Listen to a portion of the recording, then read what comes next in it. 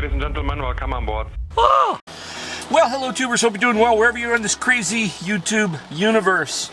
Today we're going to talk about dynamic pricing or algorithmic pricing or surge pricing. There's various names for this.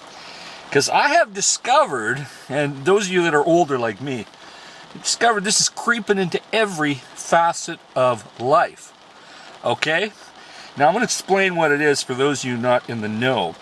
It's essentially the idea that in economics or commerce that you can increase the price of a commodity or even a service based on demand. So in theory, high demand, high prices, low demand, low prices. Okay, that's typically how economics work for all sorts of things. And that makes sense, but the problem is, you see, we have computers now. And computers allow nearly instantaneous surge pricing or dynamic pricing. And it creates a world where, you know, you give your kid $10, say, hey, go pick up some laundry detergent. Well, that laundry detergent could have a different price on a Monday than it does on a Tuesday. Now, at least retailers haven't got to the point where, you know, they change the price between where you pick it up on the shelf and when you take it to the checkout stand. Even though I bet you that's probably going to happen in a few decades. I wouldn't put them past it. But all these crazy things of dynamic pricing, they're coming into everything. And don't kid yourself, it's coming into the most basic things like water. Okay? So, you know, years and years ago, we got used to dynamic pricing with things like airlines.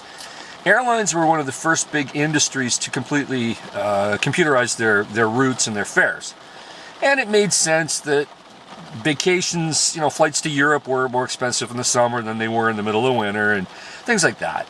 You know, travel patterns that had seasonal variation and, you know, and they wanted to gouge the business travelers, so the flights on Mondays were always, you know, more expensive when the business travelers flew out. And things like that. And hotels were always cheaper on the weekends. And they actually still are. Generally, the ones that cater to business travelers, they tend to be cheaper on Saturday and Sunday because they've got more availability. So it all tended to make sense. But with the advent of computers, and they can track, you know, inventory and right down to the second, because this dynamic pricing isn't just about, you know, the supply and demand at a given commodity. It's about time and it's about inventory. So these algorithms can predict things like inventory's running low, let's crank the prices up. So, you know, like I said, we got programmed for it with the hospitality industry, with hotels and airlines, right? And then it you know, it creeped into other things like now campgrounds, believe it or not. Campgrounds are using software where they've got dynamic pricing. So much higher during peak times, lower prices when it's not peak. Now, they're doing it with electricity, and they've done that for a while, but it's getting a little bit more absurd with that. I can predict that there's going to come a time they're going to do it with water. Because, you know, the new modern water metering systems, they can all be networked, right? And the day's going to come where they're going to go, those of you who like to have a shower at 7 a.m. before you go into work, well, we're going to charge more. It's more demand. Hey, more demand, right? And what are you going to do? You're going to have to pay. So all of this stuff is not designed for you, the consumer. It's designed to extract more money from you, the consumer. And if you notice in all the grocery stores, especially the big chains, they got these little pricing, digital price readers. They look like they're almost made of paper, but they're not. They are digital signs, and they can instantly change the pricing. Now, typically, they're changing their pricing at, you know, 3, 4, 5 in the morning when there's nobody in the store or there's very few people in the store, because they don't want to run into that scenario where you buy some laundry detergent and the price goes up 50 cents between you picking it up on the shelf and you taking it to the checkout stand. So at least they realize they don't want to be complete dickwads and do it then. So they can crank the price up daily, you know, middle of the night. They update their system based on some sort of algorithm that you're not privy to, which is not there to benefit you, you know. And it's going to creep into everything. Because, lately the reason I'm thinking about this is on top of my head because a lot of the frequent flyer programs have moved to dynamic pricing, like I believe Delta, United, and Air Canada. And I'm a Amex member, which I convert a lot of my points into frequent flyer points. So when I'm looking at flights, man, you see 1 minute you can get a business class flight across the country for, 46,000 points or something. And then the next day you look and it's suddenly 75 or 115 or 200. It's just constantly changing.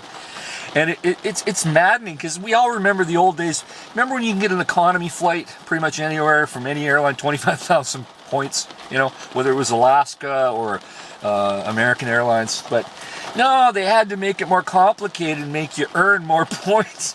So nowadays, hoarding points is kind of dumb. If you got enough points for a first class flight somewhere, just burn it. Earn it, burn it, done. Because it's constantly devaluing anyway. It's like a Weimar Republic Deutsche Mark or something. You might as well blow it. You wouldn't want to hold it too long. Because, holding points for 5 years for the big trip, take your whole family to Australia, it's probably going to backfire because the amount of points you're going to need when the time 4 or 5 years comes around will blow your mind. So, but it's creeping into everything, and I guarantee you that it's going to be this way for food because it already is on the cusp of doing it for food where they can update pretty much every day. And how do you price compare when it's a moving target? It's tough. It's tough. And even like flyers, flyers are slowly dying. Remember the days when you could plan your meal preps, you'd get flyers and you'd check the price. Flyers, they're slowly dying. Not sure there's digital flyers, but how many people think of that?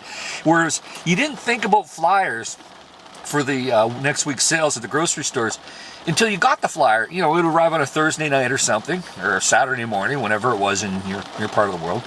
And then it made you think of it. You go, okay, flyers are here. Okay, we got Safeway, we got Canadian Tire, we got whatever. Okay, and then you plan your shopping, whatever's got the best deals.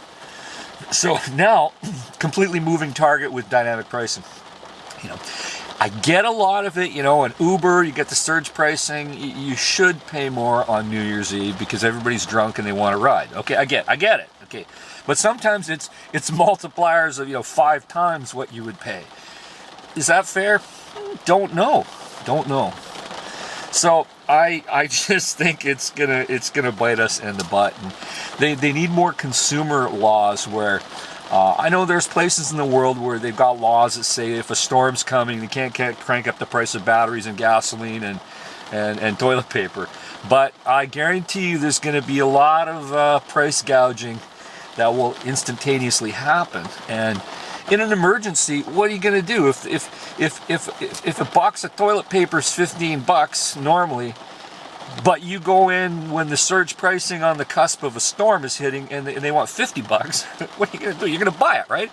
Now you can complain later, but later doesn't help now because you don't want to pay that gouge price now. But with all these computers tracking the dynamics and the surging and the inventory and the supply chain, and they can immediately decide to gouge you. And that way, when you complain to customer service and you go, hey, how come the price of this widget is so much more?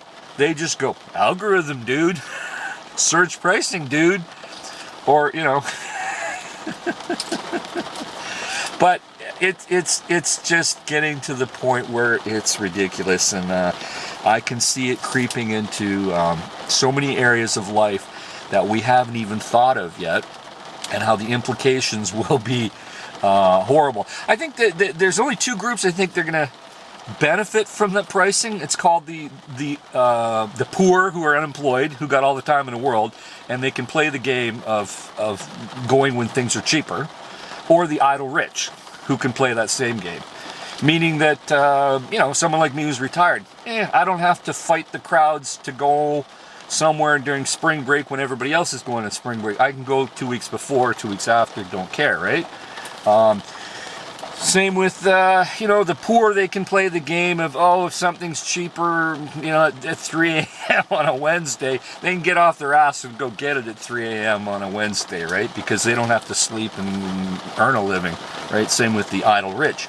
So I guess it'll work out for a few groups, but in the end, it's really just a computer scheme that is being used in economics to extract as much money out of you, the consumer, as they can, and do it magically with some great wizard and algorithm that will price everything to maximize their profit and maximize your loss, actually, at the same time, because after all, you, the consumer, pays for everything.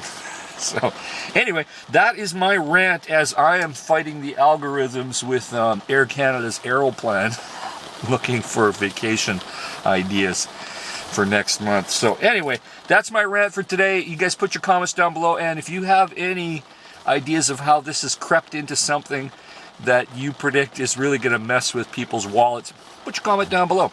In the meantime, folks, stay safe. Keep your wisdom down. Over to